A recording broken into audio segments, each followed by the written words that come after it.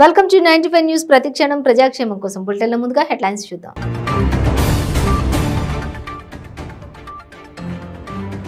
రెండో విడత కంటి వెలుగు కార్యక్రమాన్ని ప్రారంభించిన సీఎం కేసీఆర్. జాతీయ నేతల ఆధ్వర్యంలో లబ్ధిదారులకు కళ్లద్దాలు పంపిణీ. మరిపెడలో జరిగిన బీఆర్ఎస్ సమీక్ష సమావేశంలో మంత్రి ఎర్రబెల్లి సంచలన వ్యాఖ్యలు.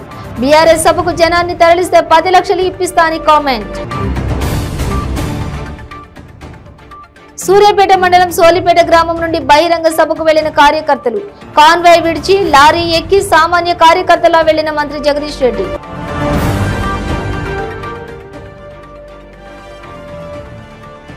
ఖమ్మం సభకు ర్యాలీగా వెళ్లిన మంత్రి సత్యవతి రాథోడ్. ఎమ్మెల్యే క్యాంపు కార్యాలయం ముందు తీన్మార్ స్టెప్పులు వేసిన మంత్రి. డీటెయిల్స్ చూస్తే రెండో విడత కంటి వెలుగు కార్యక్రమాన్ని సీఎం కేసీఆర్ ప్రారంభించారు. ఈ కార్యక్రమంలో సీఎంలు విజయన్, అరవింద్ కేజ్రీవాల్, భగవంత్ సింగ్ మాన్, మాజీ సీఎం అఖిలేష్ యాదవ్ పాల్గొన్నారు. జాతీయ నేతల ఆధ్వర్యంలో లబ్ధిదారులకు కళ్లద్దాలు పంపిణీ చేశారు.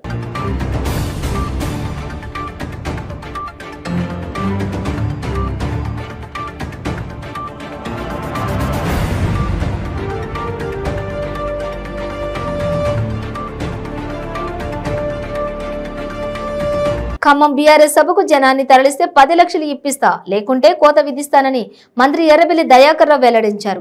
ఈ నేపథ్యంలో ఆయన సర్పంచ్లకు హుకుం జారీ చేశారు. ఇచ్చిన టార్గెట్ పూర్తి చేస్తే బోనస్, చేయకపోతే అదనపు నిధులు ఉండవని తేల్చి చెప్పారు. దీంతో ఎర్రబెల్లి మాటలు చర్చనీయాంశంగా మారాయి. మరిపెడలో జరిగిన బీఆర్ఎస్ సమీక్ష సమావేశంలో మంత్రి అందరినీ నవ్విస్తూనే హెచ్చరించారు.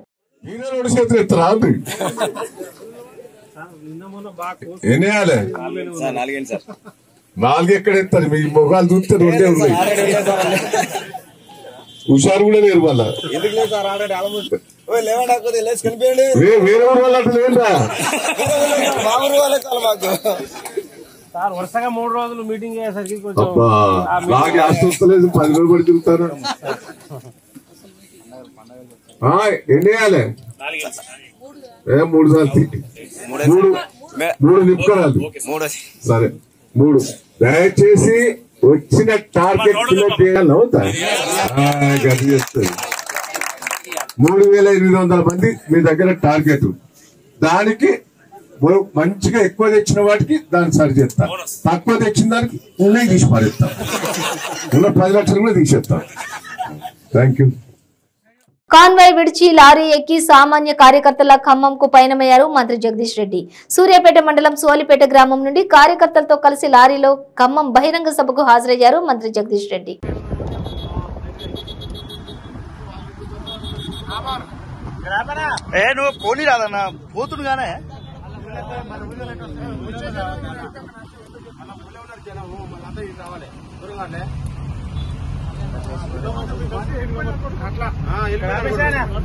ఓకే మీడియా మిత్రులందరూ నమస్కారం.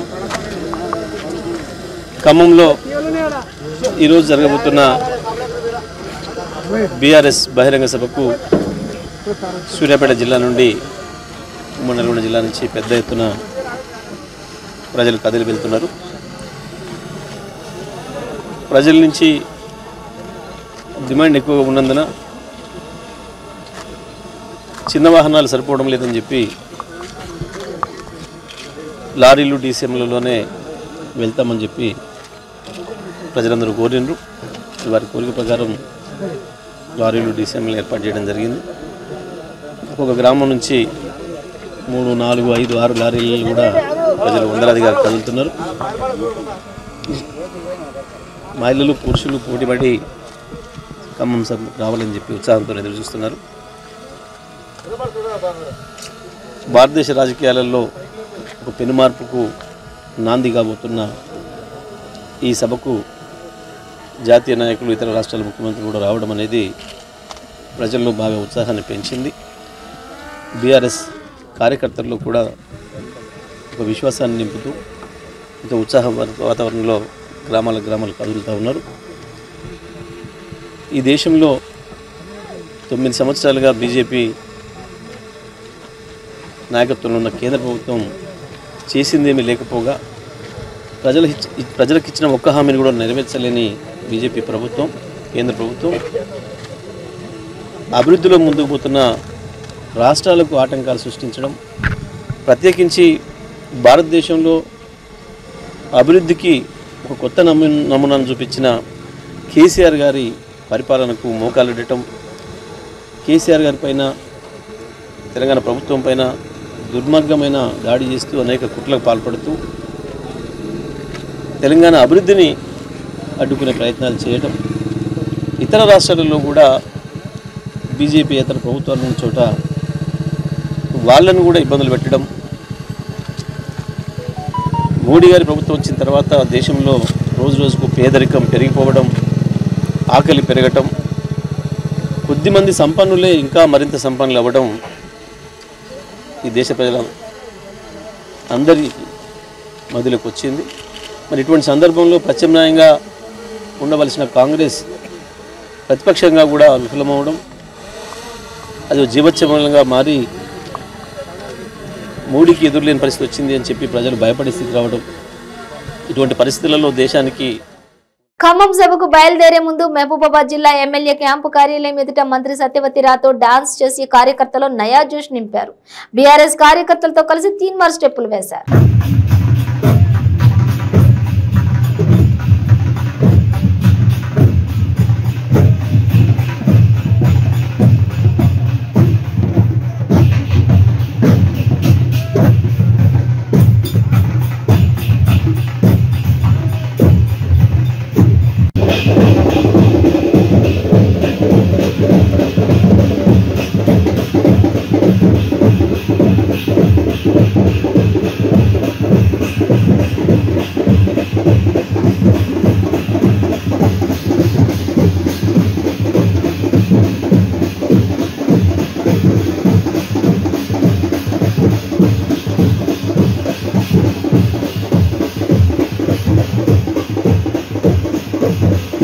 భారత రాష్ట్ర సమితి సభలో పాల్గొనేందుకు వచ్చిన ముగ్గురు ముఖ్యమంత్రులు యాదాద్రి ఆలయాన్ని సందర్శించారు.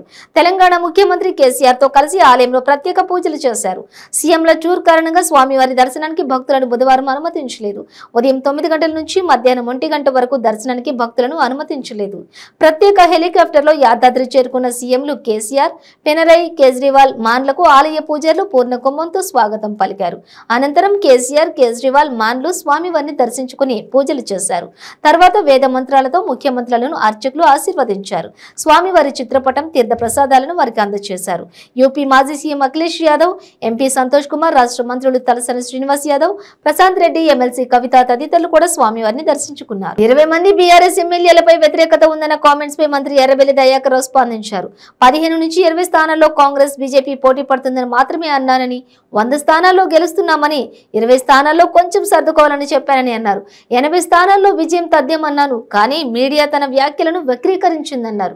కేసీఆర్ నాయకత్వాన్ని ప్రజలు మళ్లీ కోరుకుంటున్నారన్నారు. జరిగిన సంఘటన ఏంటంటే, దాదాపు అక్కడ ప్రెస్ మీడియా వాళ్ళు కూడా ఉన్నారు. నేను క్లియర్గా చెప్పాను, రాష్ట్రంలో 80 సీట్లు బీఆర్ఎస్ పార్టీ ఈజీ గెలిచే సీట్లు 80 సీట్లు ఉన్నాయి. 15-20 సీట్లు మనం కొద్దిగా సెట్ చేసుకోవాలి. సెట్ చేసుకుంటే 100 సీట్లు అవలీలకు గెలుస్తామని చెప్పడం జరిగింది. దాన్ని వక్రీకరించారు. 15 సీట్ల మందమే బీజేపీ పోటీ ఉంటుంది. 15-20 సీట్లలో కాంగ్రెస్ పార్టీ పోటీ ఉంటుంది తప్ప అవి గెలుస్తామని కూడా చెప్పలే. ఇవన్నీ వక్రీకరణ చెప్పారు. అంతా వీడియోలో క్లియర్గా నేను మాట్లాడిన భాష కూడా ఉన్నది. దాన్ని నేను కరెక్ట్గా ఆ భాష చూపెట్టకుండా కొంత కట్ చేసి కొన్ని మీడియాలలో చర్చలు పెట్టారు. కేసీఆర్ నాయకత్వంలో 100 సీట్లు గెలిచే అవకాశాలు ఈజీగా ఉన్నాయని చెప్పాను. 80 సీట్లు గెలుస్తాయి, 20 సీట్లకు మనం కష్టపడాలి. దానికి చెప్తే తీరు వక్రీకరణ చెప్పారు. బీజేపీ కొన్ని జిల్లాలలో లేదు, కాంగ్రెస్ పార్టీ కొన్ని జిల్లాలో లేదు, అంతటా బీఆర్ఎస్ పార్టీ ఉన్నదని క్లియర్గా చెప్పారు. దానికి కావాలని కొన్ని వీడియోస్లలో క్లియర్గా నాది ఉన్నది. ఇక్కడ ప్రెస్ వాళ్ళే అడవులు ఉన్నోళ్ళు క్లియర్గా చెప్పింది ఇదే. దాన్ని నేను చెప్పిన కొన్ని కట్ చేసి పెట్టడం జరిగింది.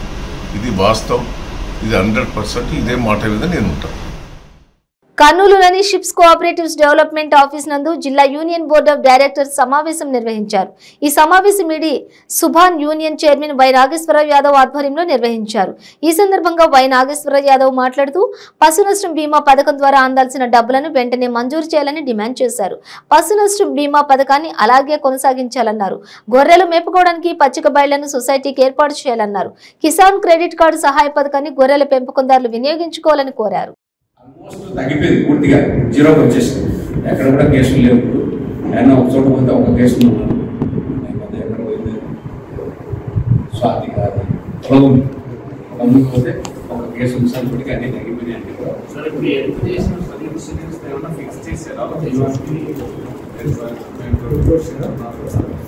అది జీవో వచ్చేసింది. దాన్ని మనం ఏం మార్చడానికి లేదు. మీరు తీర్మానం చేసి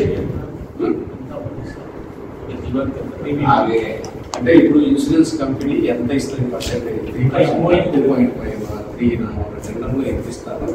మనకు 6,000 అమౌంట్, దాని ఖరీదు 6,000.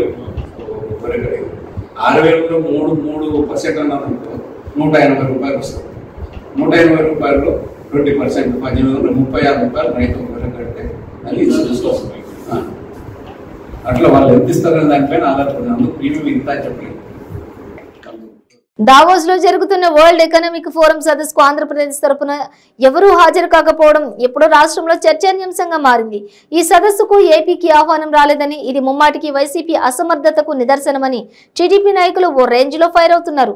దీంతో దావోస్ సదస్సుపై అధికార విపక్షాల మధ్య మంటలు కొనసాగుతున్నాయి. ఈ నేపథ్యంలో టీడీపీ నేతల విమర్శలకు తాజాగా ఏపీ ఐటీ శాఖ మంత్రి అమర్నాథ్ కౌంటర్ ఇచ్చారు. వరల్డ్ ఎకనామిక్ ఫోరం సదస్సుకు వెళ్లకపోవడంపై టీడీపీ చేసిన విమర్శలకు సమాధానమిచ్చారు. నవంబర్ 25నే వరల్డ్ ఎకనామిక్ ఫోరం నుంచి ఆహ్వానం అందిందన్న మంత్రి దీనిపై చంద్రబాబు తప్పుడు ప్రచారం చేస్తున్నారని విమర్శించారు. ఈ విషయంలో బోండా ఉమా చేసిన విమర్శలపై సంచలన వ్యాఖ్యలు చేశారు మంత్రి అమర్నాథ్. మార్చిలో విశాఖ వేదికగా బిజినెస్ గ్లోబల్ సమ్మిట్ ఉండడం వల్లే అక్కడికి వెళ్లలేదని టీడీపీ కౌంటర్లపై క్లారిటీ ఇచ్చారు మంత్రి. చంద్రబాబు ప్రభుత్వంలో 5 ఏళ్లు 5 సార్లు దావోస్ వెళ్లిన బాబు ఏం తెచ్చారని ప్రశ్నించారు. ఆంధ్రప్రదేశ్ కి మైక్రోసాఫ్ట్ అని చెప్పి ఒక ఆర్టికల్ వచ్చింది, మీకు గుర్తుందో లేదో. ఈయన పేపర్ ఆర్టికల్ రాకముందే మైక్రోసాఫ్ట్ నుంచి ఒక స్టేట్మెంట్ ఇచ్చారు. మేము ఏ రకమైనటువంటి ఆపరేషన్స్ ఆంధ్రప్రదేశ్లో చేయదలుచుకోవట్లేదు, ఏ రకమైనటువంటి అటువంటి ఆలోచన మాకు లేదు, మాకు ఆ నిర్ణయం అటువంటి ఏ నిర్ణయం తీసుకోలేదని చెప్పి మైక్రోసాఫ్ట్ నుంచి మొన్న మా మీద అమర్ రాజా బ్యాటరీస్ వెళ్ళిపోతున్నాయి, ఆంధ్రప్రదేశ్లో పెట్టాల్సినటువంటి పెట్టుబడులు తీసుకొని వెళ్ళి తెలంగాణలో పెట్టేస్తున్నారని చెప్పి మా మీద దుష్ప్రచారం చేశారు. సరే, దాని మీద నేను కూడా మాట్లాడాను. పారిశ్రామికంగా ఏ రకమైనటువంటి ఒక కంపెనీ ఉన్నప్పుడు, ప్రపంచ స్థాయో దేశ స్థాయో కంపెనీ ఉన్నప్పుడు వాళ్ళు ఇన్వెస్ట్మెంట్స్ అన్ని ప్రాంతాల్లో పెట్టుకుని ఉంటారు. సో అటువంటి క్రమంలో వారు ఆ ప్రాంతానికి సంబంధించినటువంటి ఇన్వెస్ట్మెంట్ చేస్తే అది ఆంధ్రప్రదేశ్లో పెట్టాల్సింది తీసుకొని వెళ్ళి తెలంగాణలో పెడుతున్నారన్నారు. వాళ్ళు ప్రచారం చేశారు.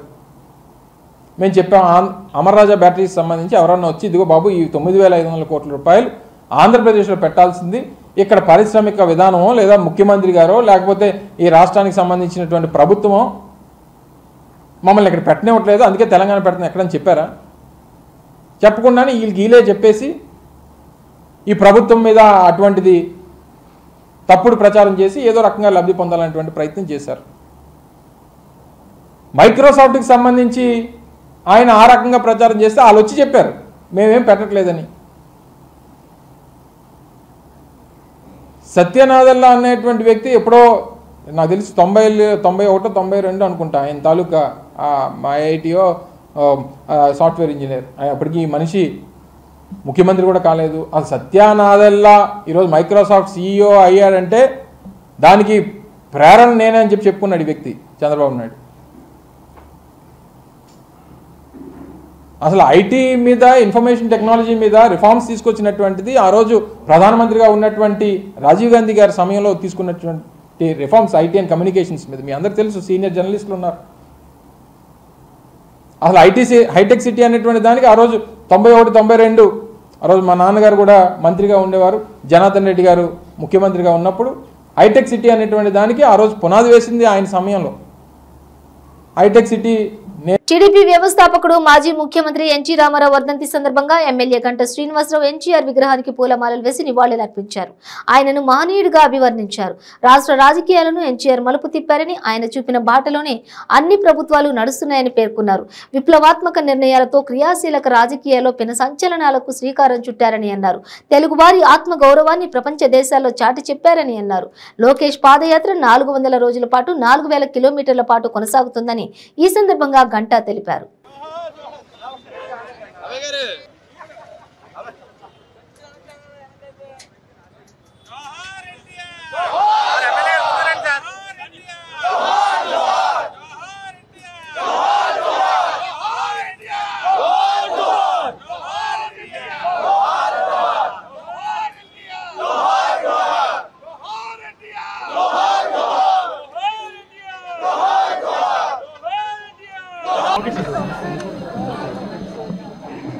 ఓకే,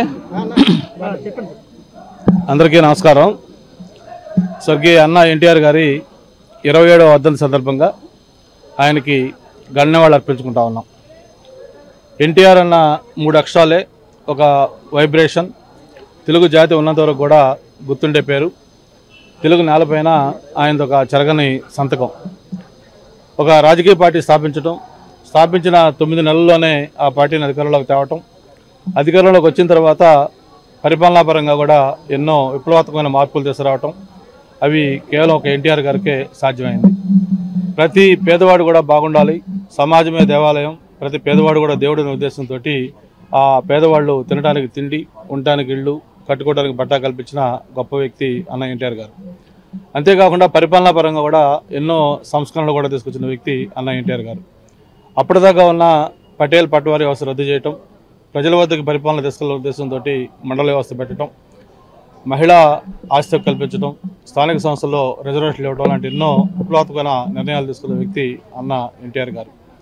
అంతేకాకుండా ఒక ప్రాంతీయ పార్టీగా తెలుగుదేశం పార్టీ స్థాపించినప్పుడు కూడా దేశ రాజకీయాల్లో ఎంతో కీలకమైన పాత్ర పోషించిన విషయం కూడా మీ అందరికీ తెలుసు. నేషనల్ ఫ్రంట్ పెట్టడం, దానికి చైర్మన్గా అన్న ఎన్టీఆర్ గారు ఉండటం, మొట్టమొదటిసారిగా దేశంలో కాంగ్రెస్ ఇతర ప్రభుత్వాన్ని ఏర్పాటు చేయడంలో కూడా కీలక పాత్ర పోషించిన విషయం మీకు తెలుసు. తెలుగువాడి ఆత్మగౌరవాన్ని దేశం మొత్తం కూడా చాటిన వ్యక్తి అన్న ఎన్టీఆర్ గారు.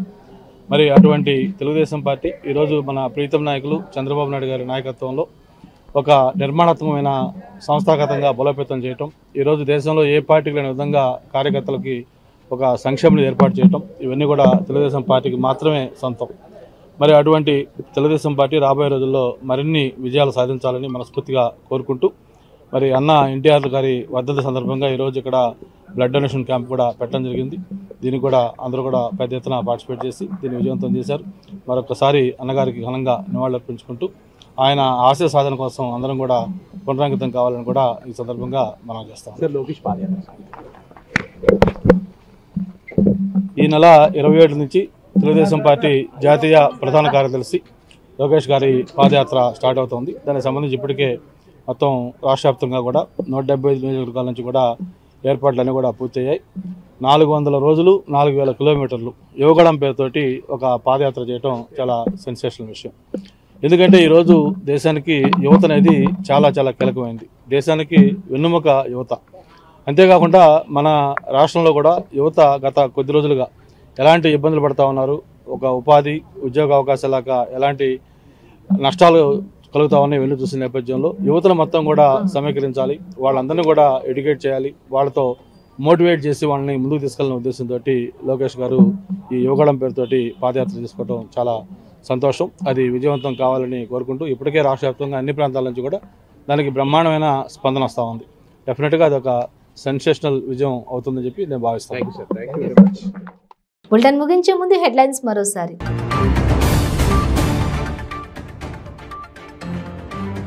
రెండో విడత కంటి వెలుగు కార్యక్రమాన్ని ప్రారంభించిన సీఎం కేసీఆర్. జాతీయ నేతల ఆధ్వర్యంలో లబ్ధిదారులకు కళ్లద్దాలు పంపిణీ. మరిపెడలో జరిగిన బీఆర్ఎస్ సమీక్ష సమావేశంలో మంత్రి ఎర్రబెల్లి సంచలన వ్యాఖ్యలు. బీఆర్ఎస్ సభకు జనాన్ని తరలిస్తే 10 లక్షలు ఇప్పిస్తా అని కామెంట్. సూర్యాపేట మండలం సోలిపేట గ్రామం నుండి బహిరంగ సభకు వెళ్లిన కార్యకర్తలు. కాన్వాయ్ విడిచి లారీ ఎక్కి సామాన్య కార్యకర్తలా వెళ్లిన మంత్రి జగదీష్ రెడ్డి.